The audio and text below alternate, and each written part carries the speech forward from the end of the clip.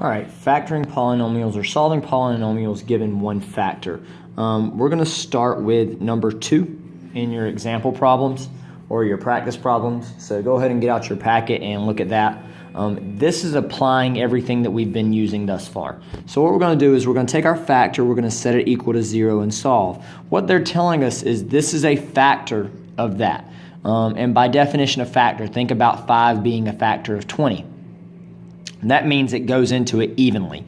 Well, so x plus 5 goes into this polynomial evenly, so it should give us a remainder of 0. And then x plus 5 equals 0, so x equals negative 5. Now, if this is a factor, this is a solution, okay? So this should go in evenly as well. So we're going to do synthetic division with negative 5.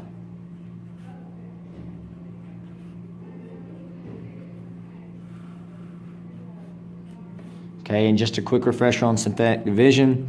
First number drops, multiply, add, multiply, add, multiply. And as I said, we come out to be a remainder of 0. It should work that way every single time. If you don't get 0 as a remainder, then you've done something wrong. Now we have a depressed polynomial. Since this was x cubed, this is now x squared. So x squared minus 10x plus 25 equals 0. Now we have to factor it. Multiplies to give 25, adds to give negative 10, and that's going to be negative 5 and negative 5. So x minus 5 and x minus 5 are my factors. Okay, set them equal to 0 to solve it. You get x minus 5 equals 0, x minus 5 equals 0, x equals positive 5 because we have to add 5 to each side. X equals positive 5, and then the original factor or solution that you had, negative 5. So those are my solutions for this polynomial. Now it's a degree 3 polynomial, so it tells me I should have 3 solutions down here, okay? This is the way it's going to work every time it's x cubed. You're going to end up with a polynomial that is x squared, factor it, solve it, and you're done. But what happens if it's not x cubed? Let's look over at a problem like number 7.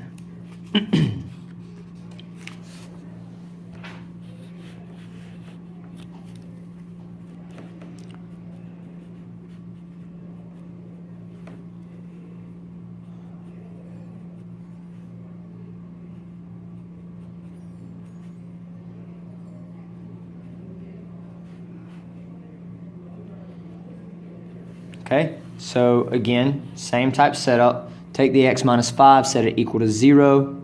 Solve it, you end up with x equals 5. Put 5 in the box. 1, negative 8, 13, 16, and negative 30. Be careful to make sure that you do not have any missing terms. In this case, we don't have any missing terms, so everything's good. However, there is a problem on your worksheet, actually number 1, that has some missing terms. Please make sure you put a 0 in for that. First term drops.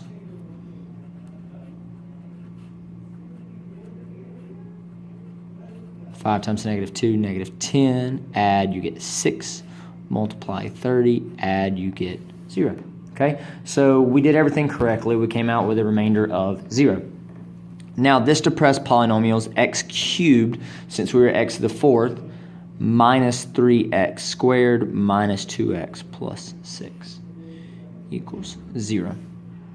Now think about how do we factor this. Well, in the previous video I showed you how to factor by grouping. That's what we're going to have to do here. Put a plus in the middle.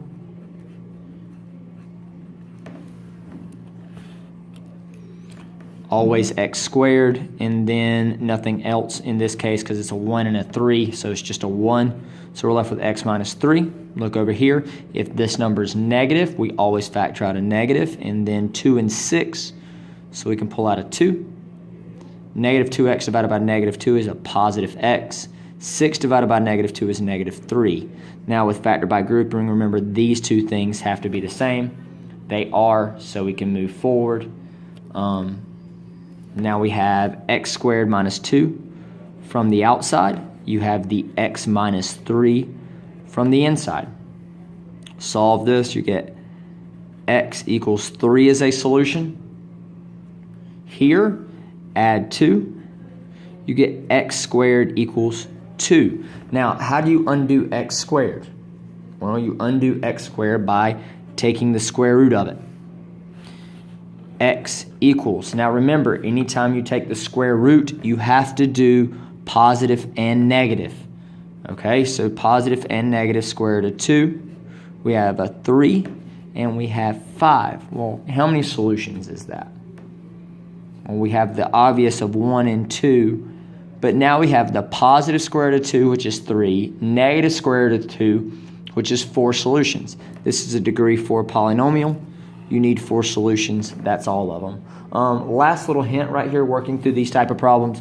Remember, if you have a negative number underneath the square root, you need to bring out an I. Okay, so this has been given one factor, how to find all factors and all solutions.